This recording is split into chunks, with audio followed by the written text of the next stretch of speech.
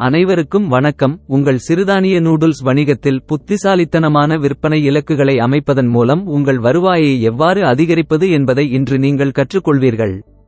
எங்கள் மற்ற வீடியோவில் விவாதிக்கப்பட்டபடி திணை நூடுல்ஸ் சிறு அளவிலான வணிகத்தை அமைக்க 10 லட்சம் ரூபாய் முதலீட்டில் தொடங்கவும். சிறுதானிய நூடுல்ஸ் நடுத்தர அளவிலான வணிகத்தை அமைக்க 14 லட்சம் ரூபாய் முதலீட்டில் தொடங்குங்கள். நீங்கள் எவ்வளவு சம்பாதிக்கிறீர்கள் என்பதையும் விற்பனை இலக்குகளை அமைப்பதன் மூலம் உங்கள் வருமானத்தை எவ்வாறு அதிகரிப்பது என்பதையும் அறிந்து கொள்ளுங்கள். நாம் முதலில் மில்லட் நூடுல்ஸின் சிறிய அளவிலான வணிகங்களைப் பற்றி பேசுவோம்.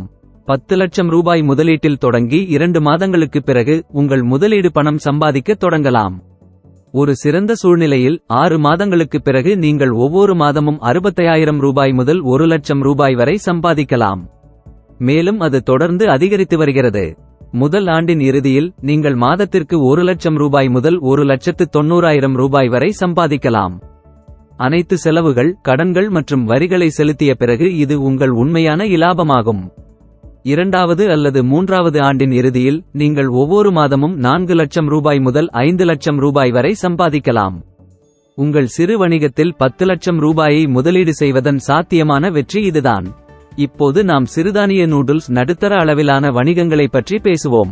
14 லட்சம் ரூபாய் முதலீட்டில் தொடங்கி 2 மாதங்களுக்குப் பிறகு உங்கள் முதலீடு பணம் சம்பாதிக்க தொடங்கலாம். சிறந்த சூழ்நிலையில் 6 மாதங்களுக்குப் பிறகு ஒவ்வொரு மாதமும் நீங்கள் 1,10,000 முதல் 1,50,000 ரூபாய் வரை சம்பாதிக்கலாம். மேலும் அது தொடர்ந்து அதிகரித்து வருகிறது. முதல் ஆண்டின் இறுதியில் நீங்கள் மாதத்திற்கு 1,50,000 ரூபாய் முதல் 2,70,000 ரூபாய் வரை சம்பாதிக்கலாம். அனைத்து செலவுகள், கடன்கள் மற்றும் வரிகளை செலுத்திய பிறகு இது உங்கள் உண்மையான இலாபமாகும். இரண்டாவது அல்லது மூன்றாவது ஆண்டின் இறுதியில் நீங்கள் ஒவ்வொரு மாதமும் 6 லட்சம் ரூபாய் முதல் 8 லட்சம் ரூபாய் வரை சம்பாதிக்கலாம்.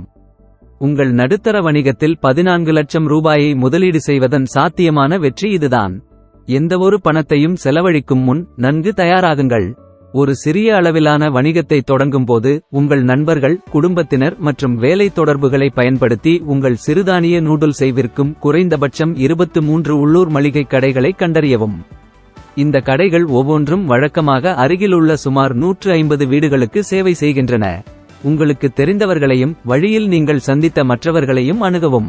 நினைவில் கொள்ளுங்கள், பாதி கடைகள் மட்டுமே ஒப்புக்கொள்ளக்கூடும் என்பதால் சுமார் 40 முதல் 60 வரை கடைகளுடன் இணைக்க முயற்சிக்கவும்.